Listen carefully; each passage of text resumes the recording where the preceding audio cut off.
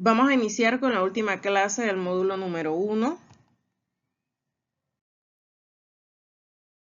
Hoy nos corresponde hablar sobre la función muscular y el tejido excitable.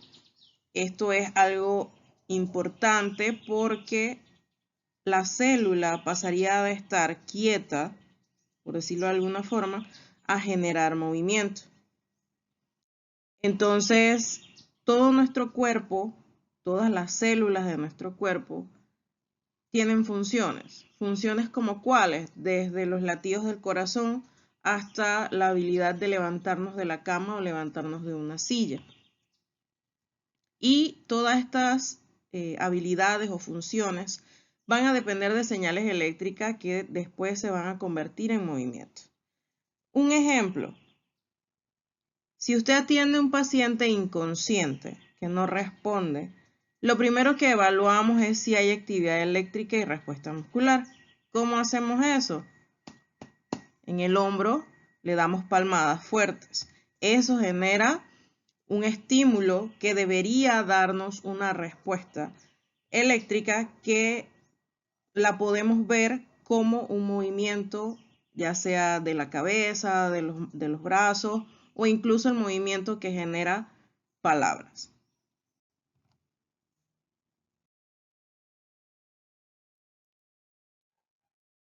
La base eléctrica de la vida celular. Todas las células tienen una diferencia de cargas, pero solamente algunas pueden usar la electricidad activamente. ¿Cuáles son ese tipo de células? Las neuronas, el músculo esquelético, el músculo cardíaco y el músculo liso. Estas células son capaces de generar señales, transmitirlas y responder ante una señal. Y eso es lo que al final las convierte en tejidos o células excitables.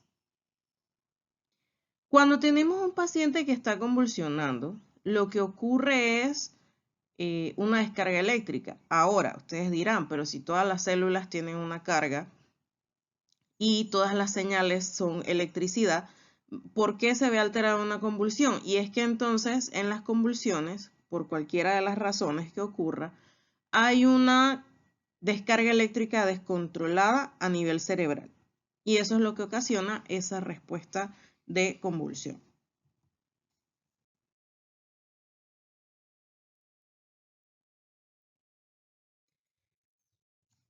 La electricidad también tiene funciones dentro de nuestro cuerpo. La electricidad va a permitir que exista comunicación, que exista coordinación y que exista movimiento.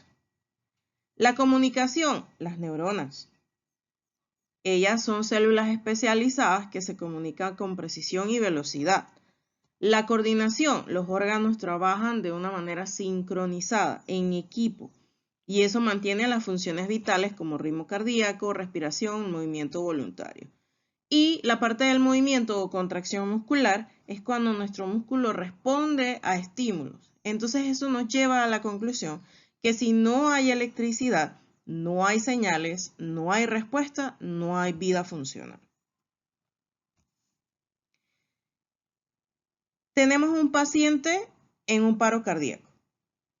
O sea, su corazón se detiene, deja de latir, deja de bombear sangre a todo el cuerpo y aunque podamos decir que el corazón en su anatomía, en su estructura, está intacto, si no hay actividad eléctrica, no funciona.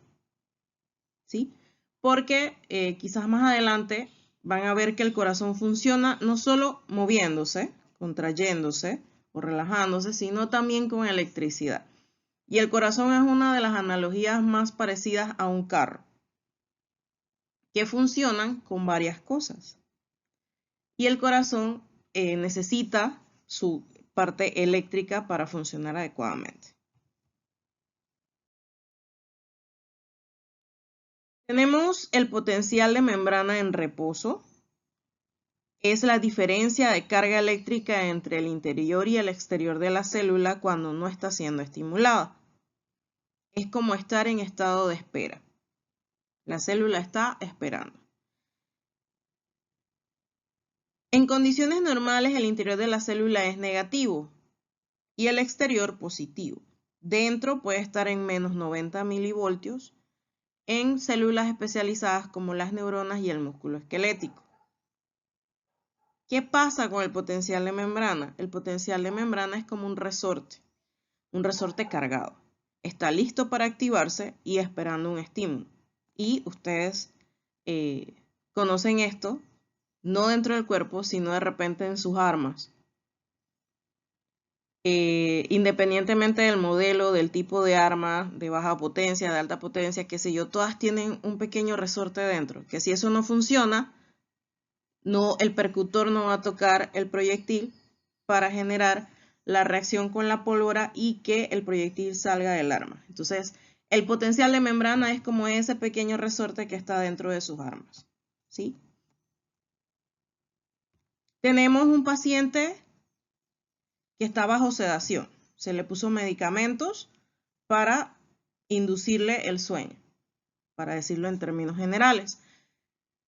Ese paciente que está sedado sigue teniendo un potencial de reposo, pero no tiene respuestas activas claras. No se transmite la electricidad.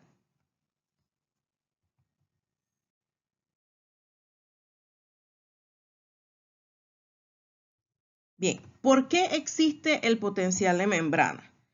Nosotros habíamos hablado ya de los gradientes de concentración, cuando el potasio está alto adentro, el sodio está alto afuera, todas esas diferencias de concentraciones dentro y fuera de la membrana plasmática de la célula. También hablamos de la permeabilidad selectiva, que la membrana es más permeable al potasio que al sodio, y también hablamos de la bomba de sodio de potasio, que mantiene todo el sistema activo, generando negatividad interna. ¿Cómo lo podemos asociar a un paciente? Nosotros tenemos un electrolito que se llama potasio, que es el mismo que está dentro y fuera de la membrana plasmática.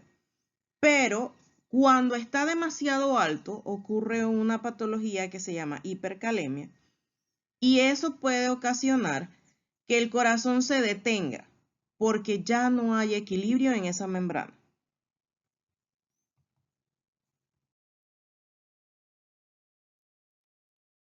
Recapitulando la parte de la bomba de sodio-potasio ATPasa, recordando que es una proteína transmembrana que consume ATP, energía, para mantener activamente los gradientes iónicos necesarios para el potencial de reposo. Su actividad continua es esencial para la excitabilidad celular. Esta bomba prácticamente trabaja todo el tiempo. Saca sodio y mete potasio utilizando la molécula de ATP y mantiene el potencial de reposo en la membrana, el volumen celular y la excitabilidad. Podemos tener un paciente chocado, en shock, que tiene mala perfusión, no le llega el oxígeno, no tiene energía, no tiene electricidad. Si no hay energía significa que no tengo ATP, y si no hay ATP no hay bomba sodio-potasio ATPasa. Y la célula se muere.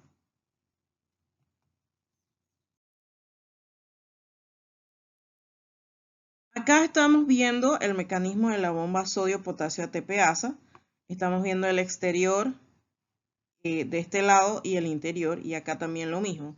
¿Qué sucede? Aquí estamos viendo el intercambio. El intercambio en el que 3 moléculas o 3 iones de sodio salen, mientras que 2 moléculas de potasio entran. Eso deja el interior más negativo. Ahora, los iones de sodio, ambos tienen un electrón circundante, y los de potasio también. Pero yo estoy sacando 3 y metiendo 2. Entonces, 3 menos 2, 1. Así que queda más negativo adentro. Ese pequeño intercambio es lo que permite que luego el corazón pueda latir. Ese desajuste genera ese mensaje o esa señal eléctrica que necesita nuestro corazón. El potencial de acción es un cambio rápido, breve y estereotipado del potencial de membrana que permite la transmisión de señales eléctricas a lo largo de neuronas y células musculares. Es el momento en el que la célula responde. se convierte en una descarga eléctrica rápida que viaja por toda la célula. Es una unidad de comunicación. Cuando usted pisa una tachuela o un vidrio, se puya con algo en la planta del pie, esa señal sube al cerebro, genera una respuesta que después baja y eso es lo que hace que usted retire el pie. Y eso se va a estudiar mejor cuando entren al sistema nervioso.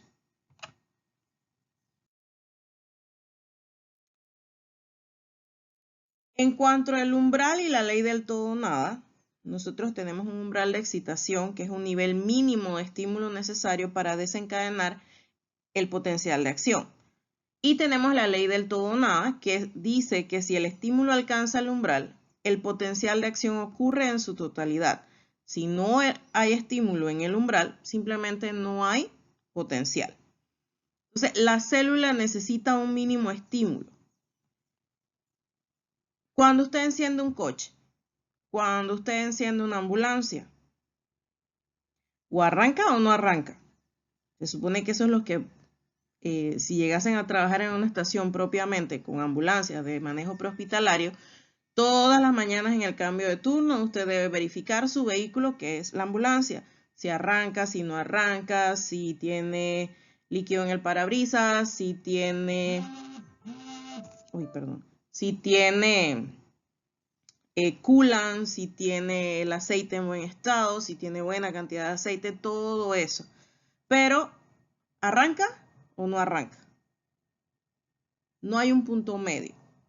Entonces, también existe otro concepto muy importante que es el periodo refractario, que es todo ese tiempo que está justo después de que ocurre el potencial de acción, durante el cual la célula no puede generar un nuevo impulso eléctrico. O sea, la célula trabaja generando su potencial, reposa. Ahora, esto no es que va a demorar un minuto en reposo, el periodo refractario es cosa de segundos, para volver a generar un potencial en membrana nuevo. ¿Cuáles son las fases del potencial de acción? La despolarización, la repolarización, el reposo y la hiperpolarización. En la despolarización, recordemos que está la apertura del sodio, entrada masiva. En la repolarización, entonces, sale potasio. En el reposo, la membrana se mantiene polarizada a menos 90 milivoltios. Y en la hiperpolarización ocurre un ajuste donde ese potencial de membrana disminuye por debajo del potencial de reposo.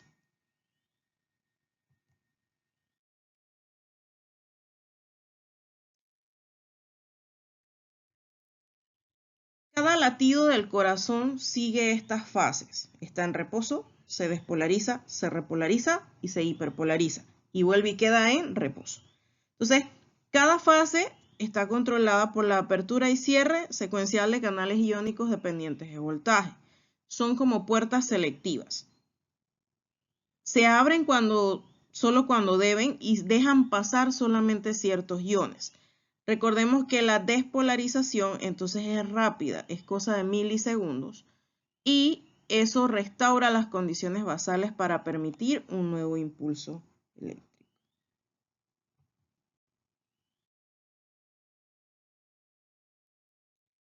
En la despolarización y la repolarización, como estamos viendo en el pequeño video, estamos representando cómo cambian las cargas eléctricas, cómo van desapareciendo, ¿sí?, iones afuera y se van introduciendo, pero después de que entran unos, salen los otros, ¿sí? Entran y salen, entran y salen, entran y salen. Siempre se mantiene así a lo largo de toda la membrana. Y eso es lo que ustedes podrán ver en algún momento en el trazo del monitor cardíaco.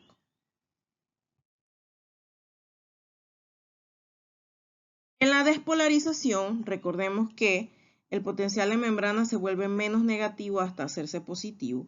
Aquí entra sodio y la célula se activa.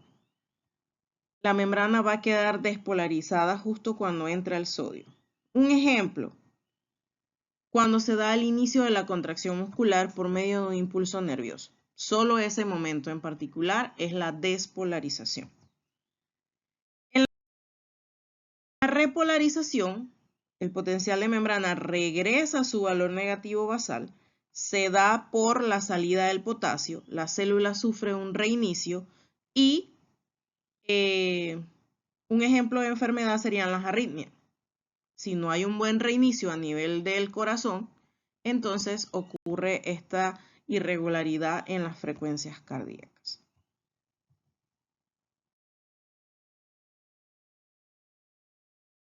En cuanto a los canales iónicos y su excitabilidad, va a depender de proteínas de canal especializadas, permitiendo solamente el paso selectivo de iones a través de la membrana, recordando que cada canal cumple con su rol específico y esto lo vimos en la clase anterior. Por ejemplo, recordemos que el sodio activa, el potasio estabiliza y el calcio contrae. Cuando tenemos un paciente con calcio bajo, por ejemplo, puede sufrir convulsiones, porque hay una alteración química que genera un efecto eléctrico desordenado. Y cuando el calcio está alto, nuestro paciente va a sentirse muy débil.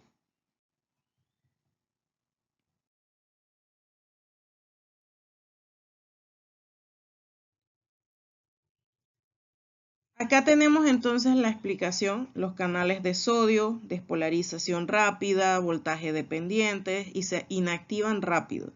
Los canales de potasio son repolarizantes, retrasan la despolarización y restauran el potencial negativo. Y los canales de calcio entonces son fundamentales en los músculos, sobre todo el músculo cardíaco, como había mencionado en los ejemplos anteriores, y genera un efecto contráctil en los músculos.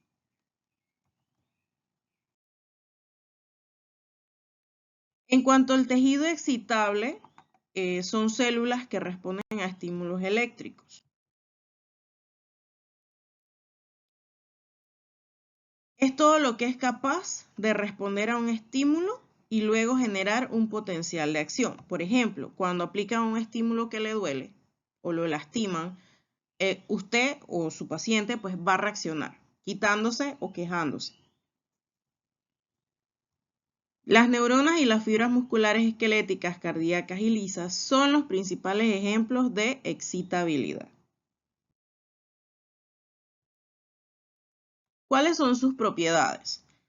Excitabilidad es la capacidad de responder a estímulos físicos, químicos o eléctricos generando una señal, por ejemplo, la respuesta al dolor. La conductibilidad es la capacidad de transmitir el potencial de acción a lo largo de la membrana celular, o sea que podemos transmitir una señal. La contractilidad es exclusiva del músculo, es la capacidad de acortarse y generar fuerza mecánica, por ejemplo, mover una extremidad, mover el músculo. Y la automaticidad, que es la capacidad de generar impulsos propios sin estímulo externo, por ejemplo, el nodo sinusal del corazón. El corazón va a latir solo.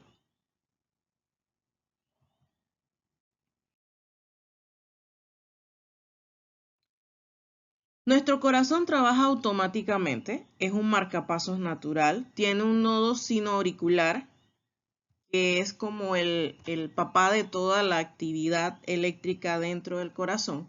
A diferencia de otras células, presentan una despolarización diastólica espontánea, generando ritmos cardíacos de forma autónoma, y eso es lo que permite mantener nuestra frecuencia cardíaca normal entre 60 y 100. Nuestro corazón no necesita órdenes externas, él trabaja solito. Tiene su centro regulador a nivel del bulbo y tiene su nodo sinoauricular, que es la parte eléctrica. Por ejemplo, si el nodo sinoauricular falla, nuestro paciente puede tener algunas alteraciones como bradicardia o paro cardíaco. El ritmo se desorganiza y produce arritmias. Los monitores tienen una opción particular que se llama marcapasos. Son marcapasos artificiales. van a reemplazar el nodo sinoauricular y van a tratar de corregir el problema.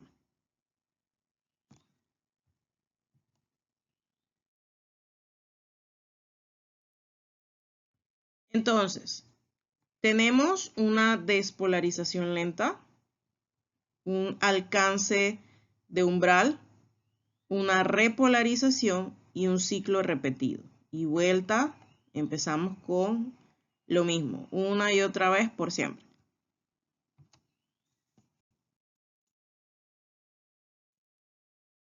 El tejido muscular. Es importante conocer los tipos, las funciones y su intervención en el equilibrio del cuerpo. El tejido muscular es esencial para mantener la homeostasis del organismo, integra funciones vitales que sostienen la vida en condiciones normales y en situaciones de emergencia. Mantiene la vida porque nos mantiene en movimiento, desplazamiento, postura, locomoción, manipulación del entorno. Mantiene la circulación, porque el músculo cardíaco, que es uno de los tipos, impulsa la sangre, y el músculo liso, que es otro tipo, mueve los fluidos corporales. Mantiene la temperatura. La termogénesis, la contracción muscular, produce calor, contribuyendo a la regulación de la temperatura corporal. Y por eso cuando usted tiene frío, usted tirita o tiene escalofríos. Esos son movimientos involuntarios que su propio cerebro genera para defensa.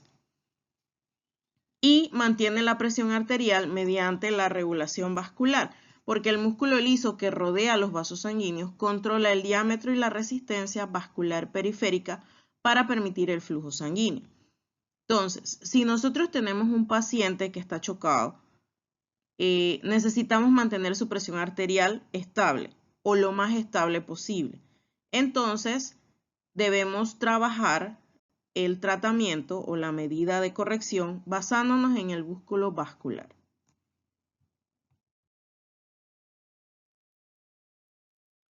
Ahora tenemos el músculo esquelético, sería otro tipo muscular. Tiene ciertas características, es estriado, tiene un control voluntario, está unido a los huesos, por eso se llama esquelético, y tiene múltiples núcleos. Está controlado por el sistema nervioso somático a través de uniones neuromusculares. Sus funciones principales son movimiento voluntario, como caminar, correr, levantarse, mantener la postura, generación de fuerza y trabajo mecánico, y también una muy importante, la protección de los órganos internos. Un ejemplo sería evaluar la fuerza o el tono muscular, y eso nos ayuda a localizar lesiones neurológicas.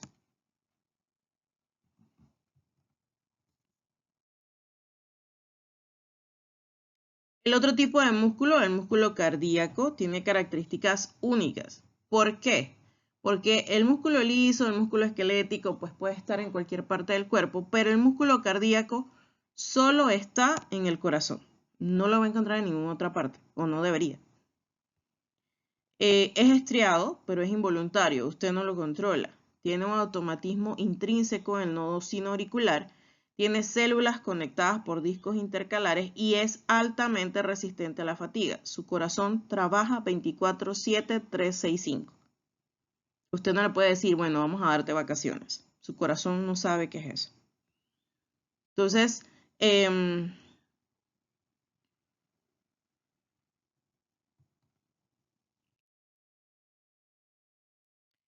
tenemos un potencial de acción con meseta, en el cual el músculo cardíaco presenta una fase de meseta prolongada por la entrada sostenida de calcio a través de los canales tipo L. Esto va a generar una contracción mucho más larga y sostenida, imprescindible para el bombeo efectivo de sangre. Es decir, que los iones de calcio mantienen la contracción prolongada y eso permite la expulsión de sangre.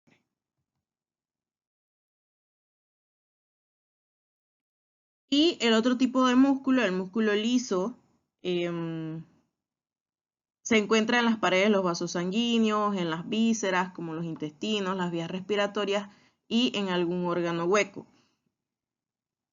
Su contracción es lenta y sostenida, regulando el flujo de sustancias y el diámetro vascular. Esto quiere decir que cuando vean el sistema respiratorio, este es el músculo que se ve afectado por los broncoespasmos. Broncoespasmo hace que el músculo liso a nivel respiratorio se mantenga contraído, lo que dificulta la respiración como tal.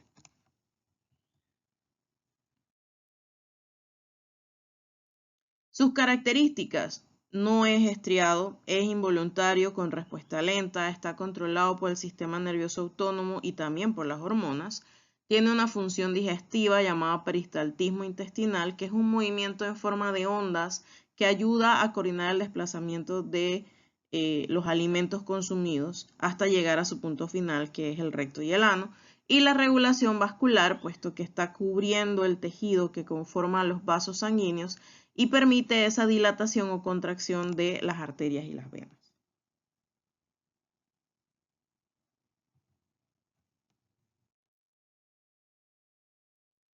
Ahora, vamos a hacer una comparación. Ya que hemos hablado de cada uno por separado, vamos a verlos ahora todos juntos.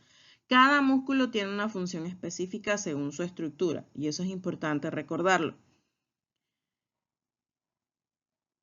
El músculo esquelético y cardíaco, ambos son estriados, el liso no.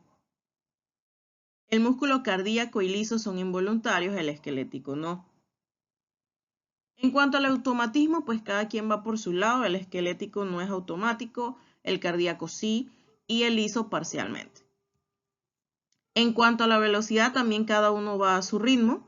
El esquelético es rápido, el cardíaco es moderado y el liso es lento. En cuanto al calcio y su función a nivel muscular, en el esquelético es activa por la troponina, en el cardíaco genera una meseta y contracción y en el liso genera un efecto por medio de la calmodulina. Ejemplos: el esquelético para caminar, el cardíaco para el latido cardíaco y el liso para el peristaltismo.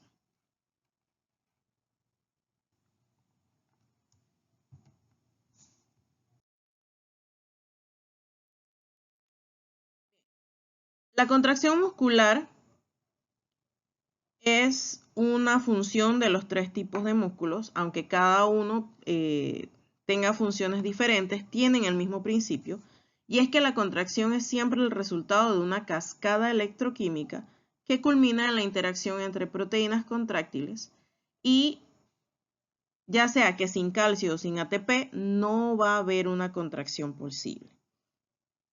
Recordemos que el calcio es un interruptor molecular y la troponina, tanto en el músculo cardíaco como esquelético, y la calmodulina en el músculo liso, son esas sustancias que activan el proceso a través del calcio.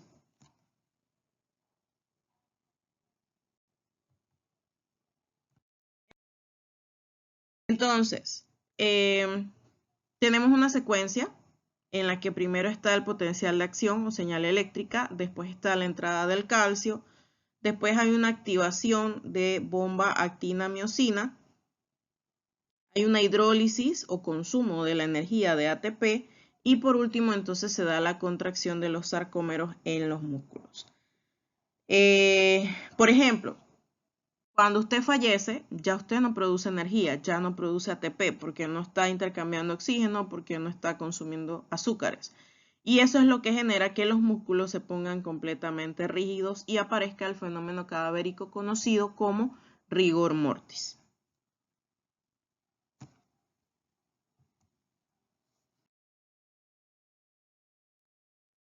Bien, ahora, ¿qué hacemos con todo eso, con esa electricidad, con esos iones, con los ejemplos que les hemos dado? Bien, el tejido excitable y la fisiología del potencial de acción se aplican directamente a la práctica en urgencias. Las principales situaciones de urgencia tienen su origen en alteraciones justamente en mecanismos eléctricos o metabólicos.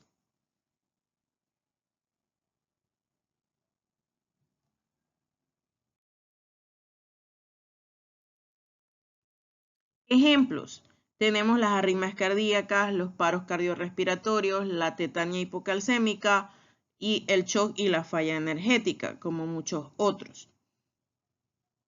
En las arritmias hay una alteración del potencial de acción por canales iónicos que no funcionan bien. También puede ser porque hay alguna isquemia, no hay buen intercambio de oxígeno o un desequilibrio electrolítico. Aquí el problema es meramente eléctrico. En el paro cardiorrespiratorio, aunque la falla eléctrica es total en el sistema de conducción cardíaco, puede requerir o puede ser revertido con una desfibrilación o un marcapasos urgente. En la tetania hipocalcémica, entonces cuando el calcio está bajo hipocalcemia, aumenta la excitabilidad neuromuscular generando espasmos y convulsiones. Y en el shock, que es cuando no hay energía, no funcionan las bombas iónicas y la célula no puede mantener su potencial de reposo ni contraerse. No puede hacer nada. Sin energía no se puede. Si usted no come durante 2 días, es muy probable que no pueda hacer nada. Y si lo intenta, va a perder el conocimiento, se va a desmayar porque su cuerpo ya está agotado. No tiene con qué.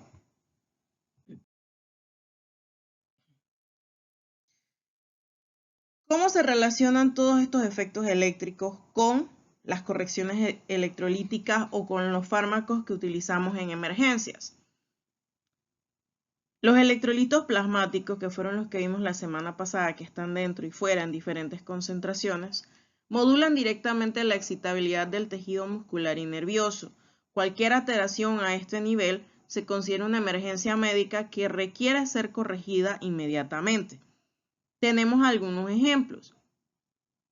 Cuando sube el potasio, una hipercalemia, existe un riesgo alto de paro cardíaco inmediato. Altera completamente el potencial en membrana, el transporte de membrana y la generación del impulso eléctrico. Por eso existen fármacos antiarrítmicos que actúan directamente sobre esos canales iónicos. Tenemos, por ejemplo, los bloqueadores de sodio, como la lidocaína, que reducen la excitabilidad, los bloqueadores de calcio, como el verapamilo, que disminuyen el automatismo cardíaco.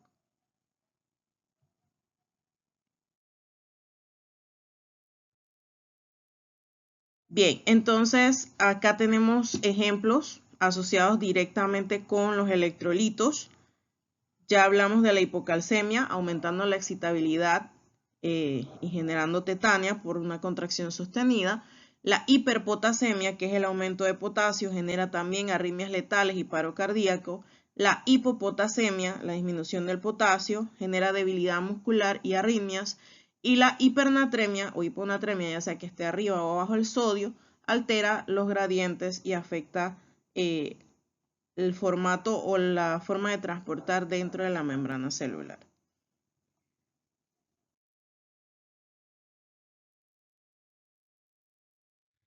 Tenemos una cadena que sigue un orden específico. Inicia con los estímulos, sigue con las aperturas de los canales de sodio, con el potencial de acción propagada, entran los iones de calcio, que son segundos mensajeros, hay una interacción actina-miosina que ya explicamos anteriormente, y por último entonces se da la contracción del músculo y la respuesta al estímulo recibido inicialmente. Entonces esa secuencia es importante, es fundamental, porque cada eslabón de esa cadena puede ser un punto de falla en una emergencia médica. En esa cadena de estímulo, electricidad, movimiento, usted debe ser capaz de identificar dónde y por qué ocurrió la alteración y aplicar el tratamiento correcto para ayudar a su paciente.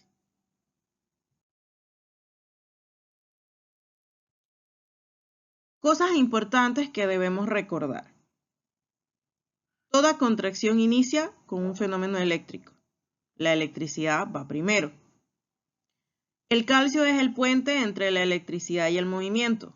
Conecta, es un mensajero. El corazón genera su propio ritmo eléctrico porque tiene su nodo sinoauricular, que es el que rige esa parte eléctrica del corazón.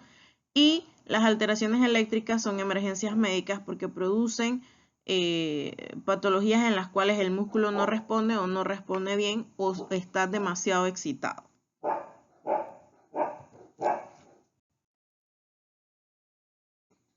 Bien, entonces, jóvenes, recordemos algo muy importante. El cuerpo humano no falla primero como máquina, sino que falla primero como un sistema eléctrico. Y eso es lo que resume propiamente el tejido excitable y los músculos.